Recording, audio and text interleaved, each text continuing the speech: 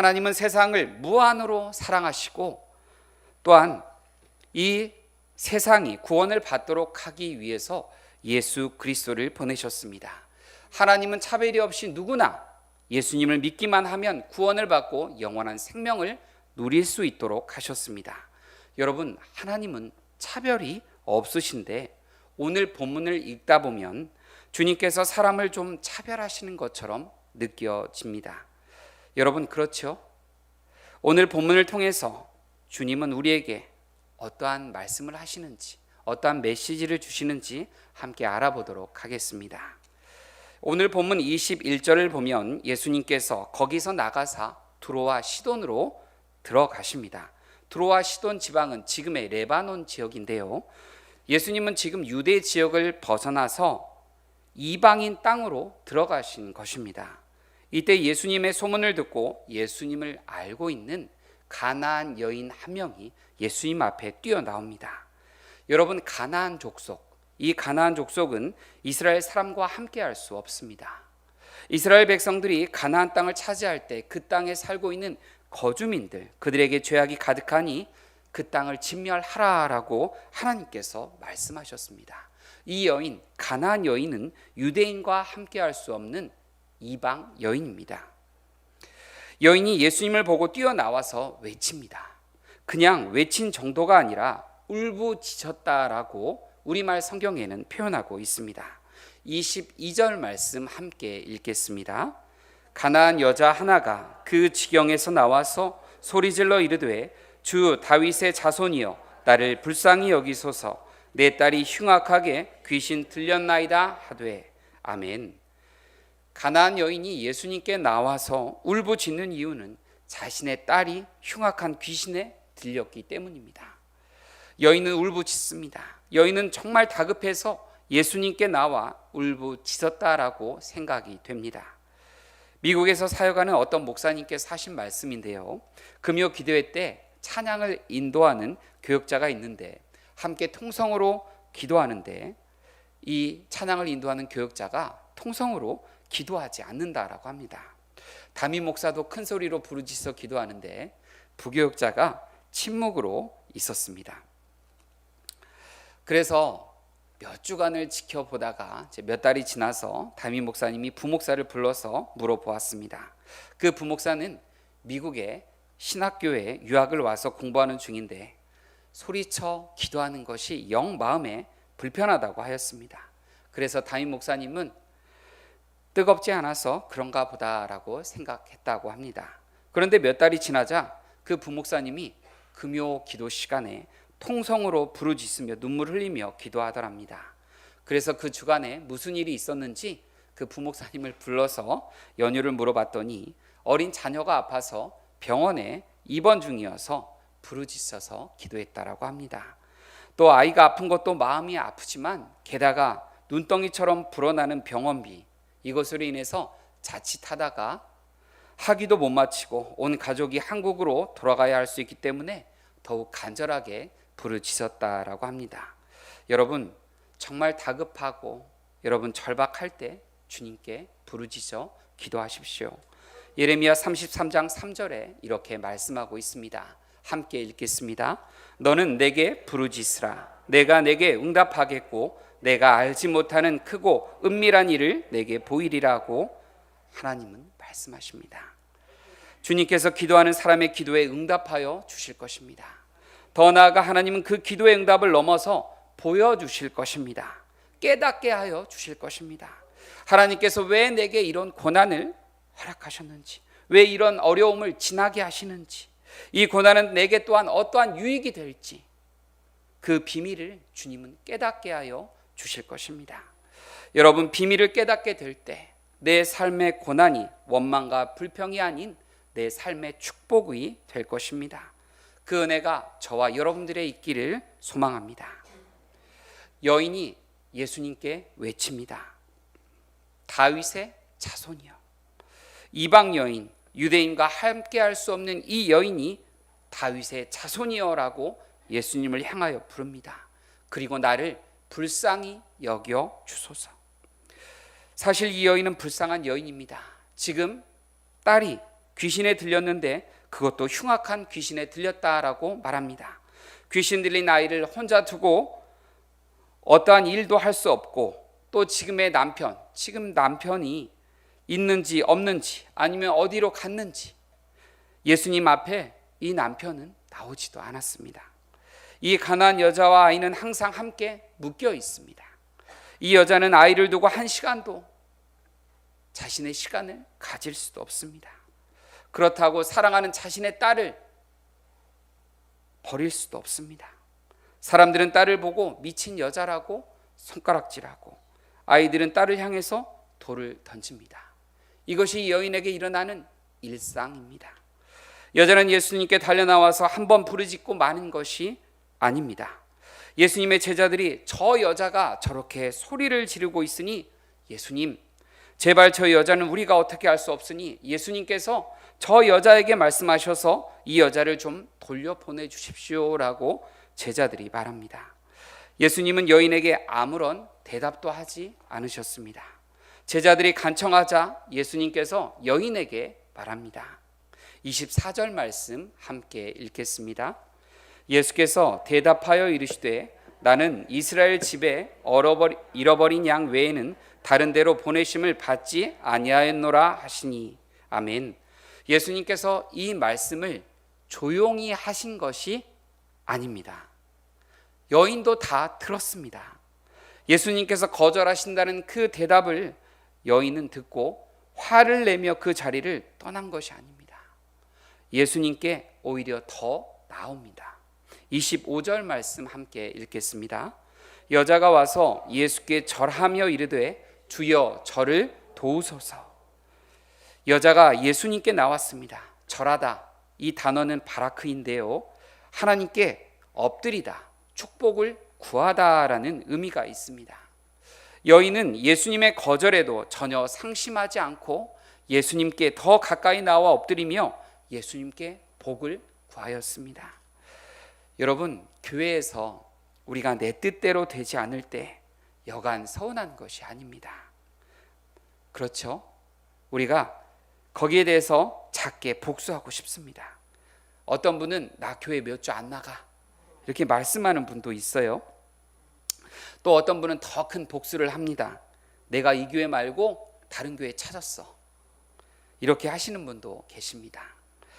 우리의 기도가 쉽게 응답되지 않을 때, 하나님께서 거절하셨다라고 생각될 때 우리는 어떻게 하는지 모르겠습니다. 여간 하나님께 서운한 것이 아니겠지요. 나 이제 교회 안 나가, 가난한 교인이 되어서 살아갈 거야 라고 이렇게 복수하는 사람들도 있습니다. 여러분, 이런 분들을 뵈면 여간 속상해서 그러시나 보다라는 이런 생각이 들 때가 있습니다. 여인이 예수님께 외칩니다. 주여 저를 도와 주시옵소서. 예수님께서 대답하십니다. 26절 말씀 함께 읽겠습니다. 대답하여 이르시되 자녀의 떡을 취하여 개들에게 던짐이 마땅하지 아니하니라. 아멘. 여러분, 우리나라에서 개라는 이 단어, 요게 참 많이 들어갑니다. 맞죠, 여러분? 여러분이 지금 머리에 딱 떠오르는 그 단어, 네, 맞습니다. 하지만 여러분, 히브리어에는 욕이 없다라고 합니다. 하지만 여러분, 살아가다 보면 욕을 해야 될 때가 있습니까? 없습니까? 네, 솔직해서 감사드립니다. 근데 아주 조금은 있습니다. 그런데 여러분, 이 욕을 하려면 이 히브리 사람들은 어떻게 한 줄 아십니까? 오늘날 유대인들은 영어를 사용해서 욕을 한다라고 합니다. 영어에 유창하지 못한다고 욕을 못하는 것은 아니죠. 몇 단어만 알아도 욕은 할 수 있을 것입니다. 또 유대인들은 가장 심한 말, 욕과 같은 말로 개라는 단어를 사용한다라고 합니다. 유대인들은 이방인들을 부를 때 이방인 개 이렇게 불렀다라고 합니다. 이방인들을 무시하는 단어죠. 들개와 같이 떼를 지어서 사람들에게 해를 입히는 이런 개들이 있는가 하면 애완용 개처럼 주인의 식탁 아래 다니면서 주인의 상에서 떨어지는 부스러기를 먹는 개들도 있습니다. 여러분, 당시에 식사하면서 사람들은 식사를 끝내고 손에 묻은 소스나 이런 올리브 오일 같은 것들을 빵으로 닦아서 그 빵을 식탁 아래에 있는 개들에게 던져 주었다라고 합니다. 그것을 생각하면 본문의 26절과 27절 말씀이 좀 이해가 갑니다. 27절 가나안 여인의 대답인데요, 함께 읽도록 하겠습니다. 여자가 이르되 주여 올소이다마는 개들도 제 주인의 상에서 떨어지는 부스러기를 먹나이다 하니. 아멘. 여인은 예수님의 대답에도 아랑곳하지 않고 네, 예수님의 말씀이 맞습니다. 개들도 주인의 상에서 나오는 그 부스러기를 먹는 것처럼 주님, 저도 주님의 식탁에서 나오는 부스러기를 먹게 해주십시오라고 여인은 말하였습니다. 어떻게 보면 예수님의 대답은 참 모욕적인 것 같고, 예수님은 이 불쌍한 이방 여인을 차별하는 것만 같이 느껴지기도 합니다. 하지만 여러분, 예수님은 사람의 마음을 다 아신다고 말씀합니다. 사마리아 수가성의 뜨거운 한낮에 우물가에 물을 들어온 여인을 예수님이 만나시죠. 예수님은 그 여인의 모든 것들을 아셨습니다. 그리고 그 여인과 대화를 통해서 그 여인의 육신의 목마름을 넘어서 예배에 대한 영적인 갈망을 채워주셨습니다. 예수님은 뽕나무 위에 올라가서 예수님을 기다린 삭개오를 아셨습니다. 그리고 삭개오야, 내가 너의 집에 머무르겠다, 내려오라 라고 말씀하셨습니다.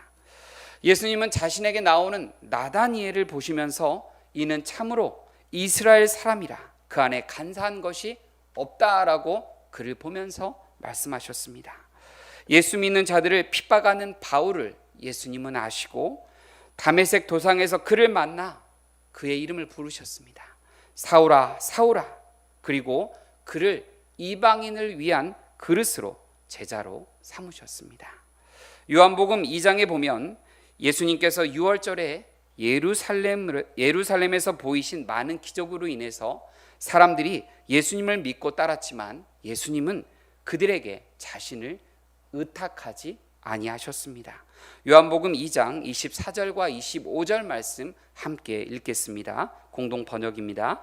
그러나 예수께서는 그들에게 마음을 주지 않으셨다.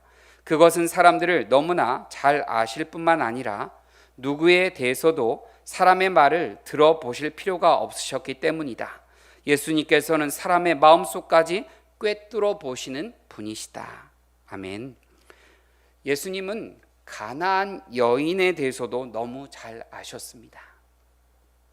여인의 믿음이 드러나도록 예수님은 지금 대화를 이어가신 것입니다.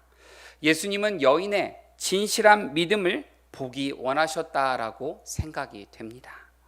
여인은 예수님께 나아갔지만 더욱 어려운 일들을 만났습니다.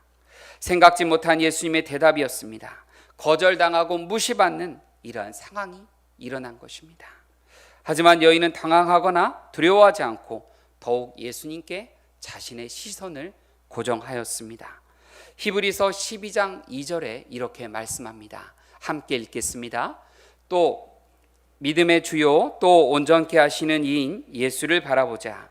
그는 그 앞에 있는 기쁨을 위하여 십자가를 참으사 부끄러움을 개의치 아니하시더니 하나님 보좌 우편에 앉으셨느니라.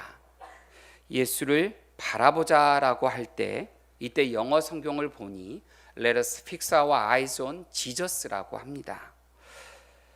우리의 눈을 예수님께 고정하라. 여러분, 예수님께 고정하라라고 합니다. 여인이 자신의 눈을 들어 예수님께 고정하였을 때 그의 믿음이 온전케 되는 역사가 일어났습니다.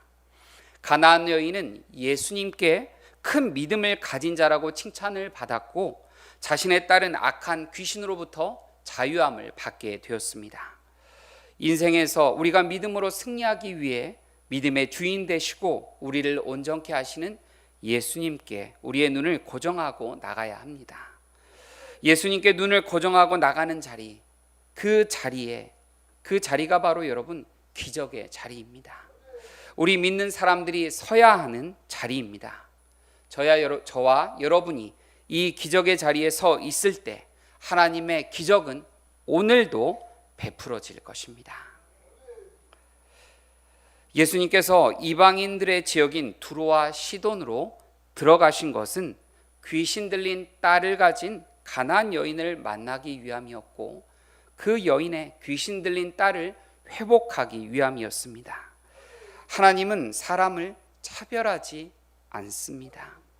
하나님은 사람을 공평하게 대하십니다. 하나님은 심지어 햇빛과 비도 똑같이 모든 사람에게 내려주십니다.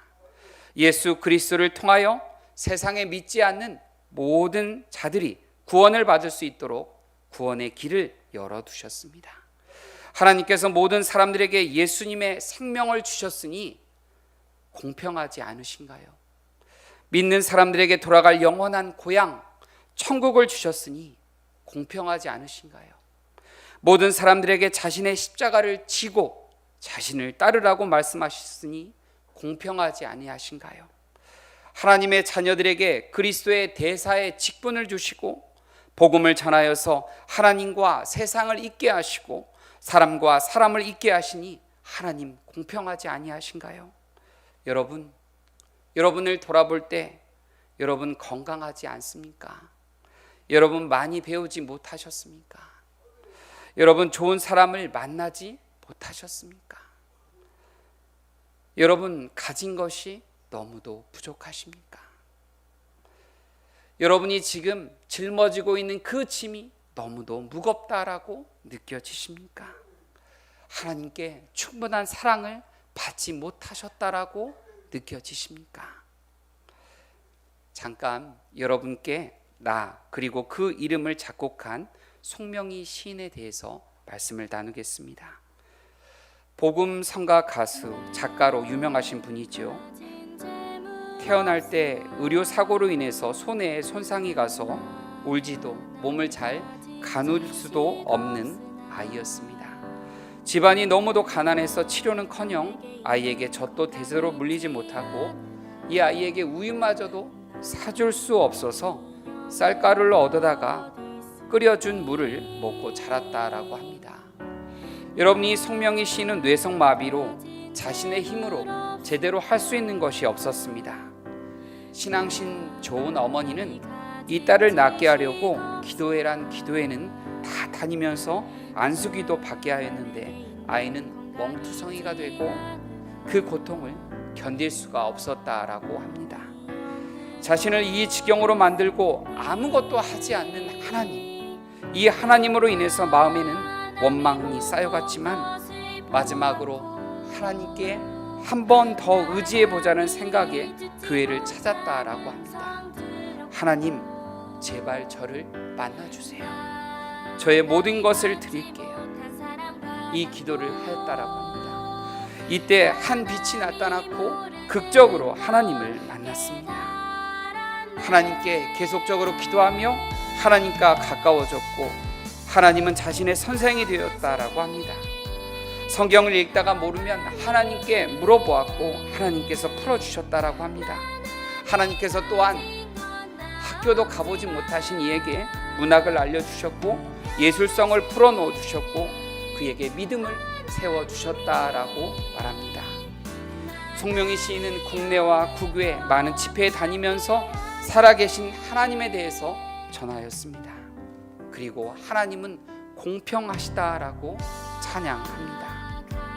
여러분, 어떻게 송명희 시인은 하나님은 공평하시다라고 이야기할 수 있을까요?